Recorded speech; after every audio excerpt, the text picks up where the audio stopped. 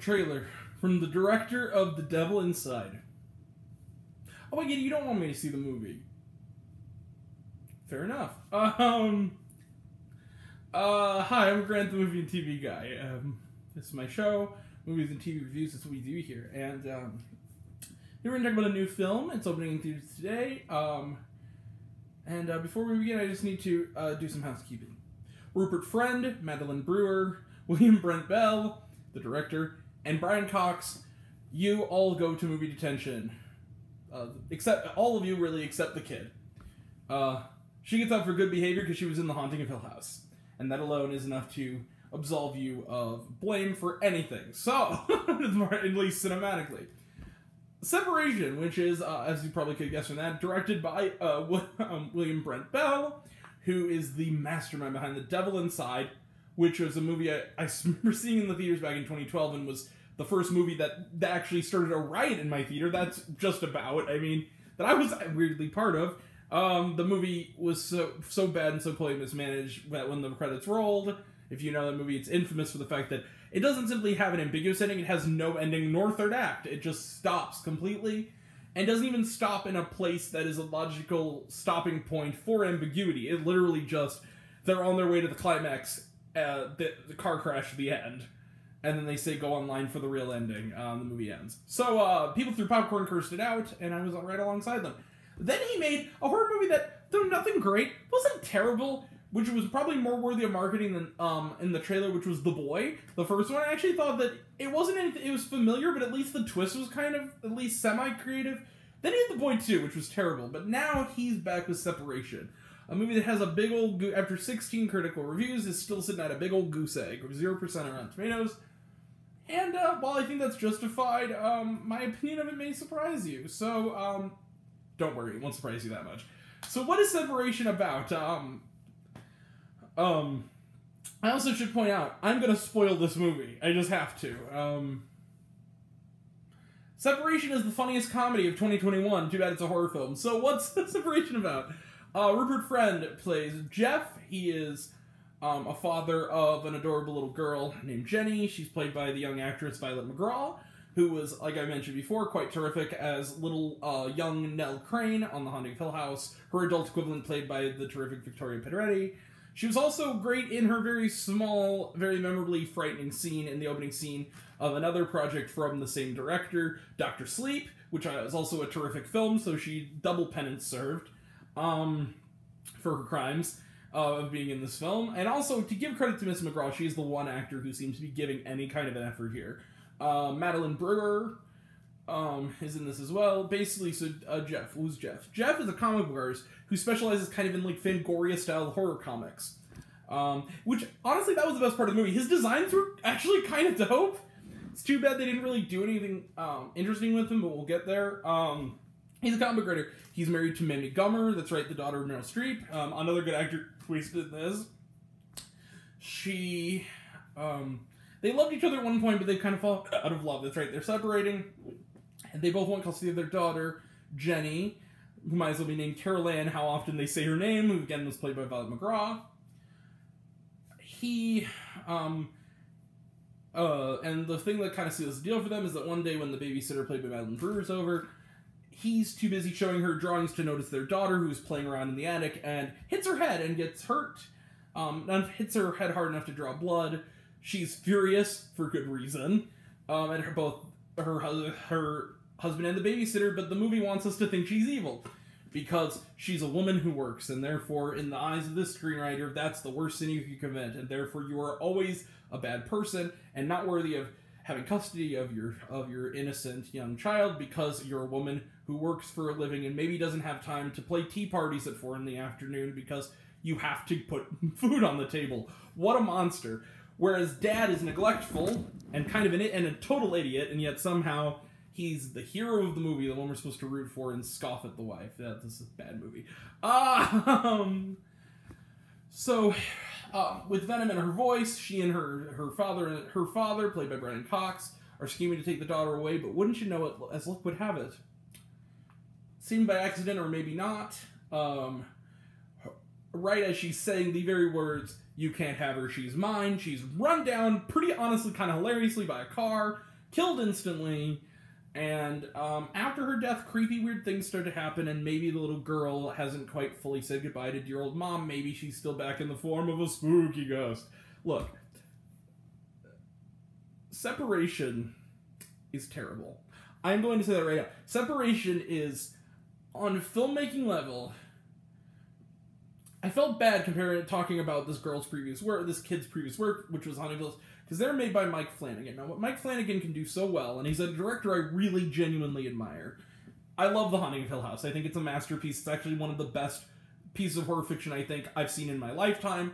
Dr. Sleep is also terrific, and basically everything this guy's done has been terrific, and the reason why is because Mike Flanagan is a humanist, and the thing that, in my eyes, and what he does is that he tackles themes in the horror genre, like grief, mental illness,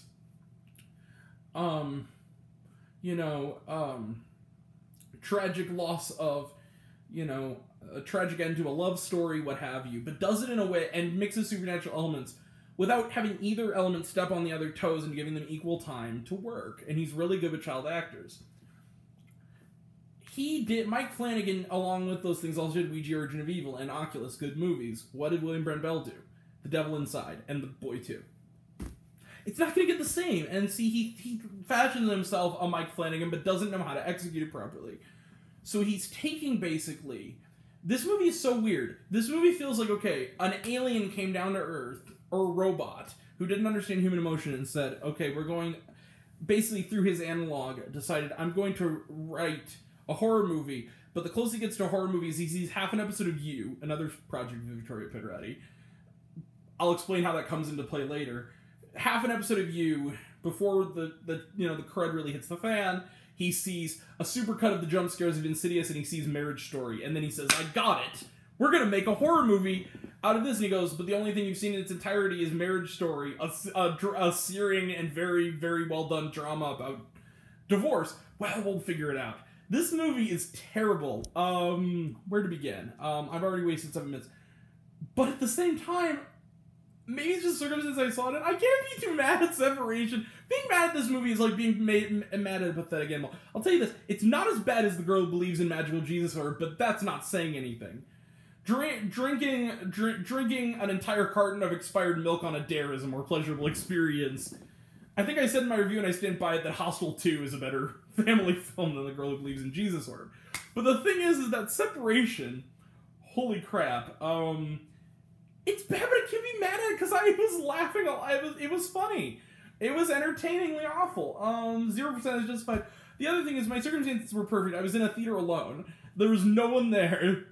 So I got to just play Mystery Science Theater at home. This is the best thing to do, but at the theater. This is what the best thing to do with Separation. Go see it early in the day like I did, where there's no one going to be there. Go with a couple friends. Maybe sneak in some substances and just have a blast. Make fun of it, crack jokes, curse, make wild remarks. This movie has a twist that is telegraphed pretty much 20 minutes into the movie, and you feel and you think at first, after a while, you're like, oh, maybe they're not going to do it, and then you realize at a certain point, like about a half hour to the end, oh, wait, they're going to do it, and then they take another 20 minutes to get the characters to catch up with what everyone will already know about the fact that maybe the wife's death was an accident because the babysitter's evil. I'm just going to say, the you part of it is that the babysitter is basically love quinning this dad. Because she's in love with him. Look, it's a terrible movie. It's not once scary. The Cruella trailer before this was scarier than the whole movie. But I've seen episodes of Paw Patrol with more tension than Separation. But I can't be mad at it because the movie is just so pathetically funny. There's a couple of small things I will give it. The little girl's good, and I actually think her chemistry with the dad character is actually pretty solid. You kind of can buy it, but the problem is the dad's adult. The other thing, too, is that, again, the movie is also real misogynistic, where basically every woman in this movie who's not a small child is basically the devil, just for being either, one, because they seem sensible, but then they're actually, and stupid, but they're actually a villain, or they are sensible and they're portrayed as a villain, like the mom. And they fight on a roof, and they get to a point where a weird-looking ghost, they're in the upside down for some reason, and they're in the attic, and the ghost and dad's fighting with a ghost that doesn't speak, and the daughter screams out, "I wish you two would stop fighting." Then they both fall out a window, and yet somehow through the magic of love, the dad and the daughter don't die. They sit on a porch. The dad says, "I love you, sweetie, but mommy's not coming back." Roll credits, kind of, except I'll get there. And it's over. Look, this movie is bad. It is so bad. They try to make it scary that the little girl starts talking like an infant and taking, you know, at the sort of funeral reception is grabbing like dip and like spreading it on the walls, saying, baby's painting like daddy. This movie is terrible.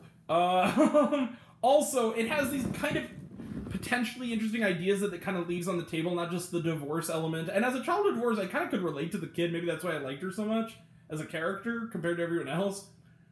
But the thing is, it left all these ideas on the table. Like I said, the dad's a comic book artist, doing these kind of Tim Burton-esque horror creatures. The least interesting which is like a contorting clown, right? It kind of implies early on in the movie that maybe, and this actually could have been kind of cool, because I actually think the artwork is kind of solid. I actually, like I said, I think it's kind of an interesting design. There's a lot of big things holding their head. It's very good kind of boilerplate Tim Burton-esque gothic design. But then what happens is they kind of give you the implication that maybe the monsters that are going to be haunting this family are the dad's drawings come to life. And you're like, oh, that's cool. Like a really messed up drop-dead Fred. No.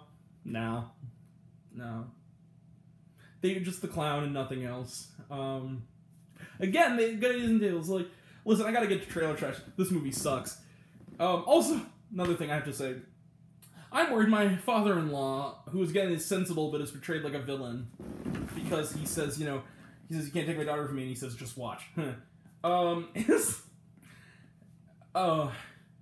He's already been accused of potentially beating his child because he saved her from going into, with minutes to seconds to spare, mind you, from going out of peanut allergy because the cop lifts up the little girl's shirt and sees bruises from where he gave her the Heimlich maneuver.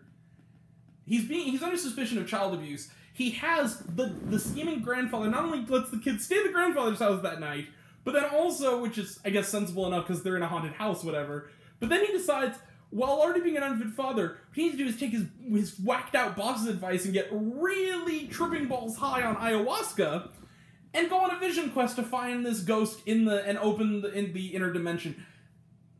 Dude, this movie needed Lin Shaye's character from Insidious so bad to tell everyone that they're freaking wrong. This movie's terrible. Not Insidious, what was this called? I already forgot that. Separation. I can't give it 0 stars because I had a good time. And it didn't horribly offend me outside of its blatant misogyny, but I'll give this thing 1 star. Whatever, just as a mulligan. This movie's bad, but it was fun. 1 star. Screw Separation. But, unless you had fun with it and just watch it for, gotta run through these. So, trailer trash. Let's talk about trailer trash. Involving the movie. Let's see, Separation. The Night House, we've talked about it, looks creepy. F9, Fast and Furious 9, looks good. Quiet Place Part 2 looks good. We talked about it. Cruella looks good. I'm sick of the trailer, but it looks good. These are some new ones. Profile, which looks a little bit sort of like it's going to be in the same vein, and maybe some of the same people did, like Unfriended and Searching. I liked Unfriended okay. First one. Searching I loved. In fact, Searching made my best of list in 2018. That bowled me over with how good it was. Where the movie, its point of view of the whole movie is a found footage movie on a laptop.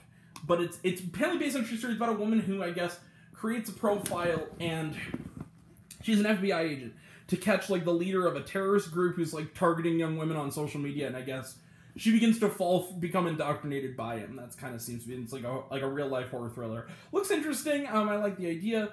Okay, so, Those Who Wish Me Dead, we talked about it a little bit. The new Taylor Sheridan movie looks great. I love Taylor Sheridan. Look forward to anything that guy does. He's a genius. And Wrath of Man, the new Guy Ritchie film, is the last one. Again, looks good. I also wanted to point out that I didn't in my Demon Slayer review when I talked about this first time. Great use of Johnny Cash, that remix. So, was there shawarma? Yes, there was. There was a stupid little jump scare where the dad tucks her in the, I guess the trouble isn't over yet. Whatever, screw this movie. So, yeah, 1 star for Separation.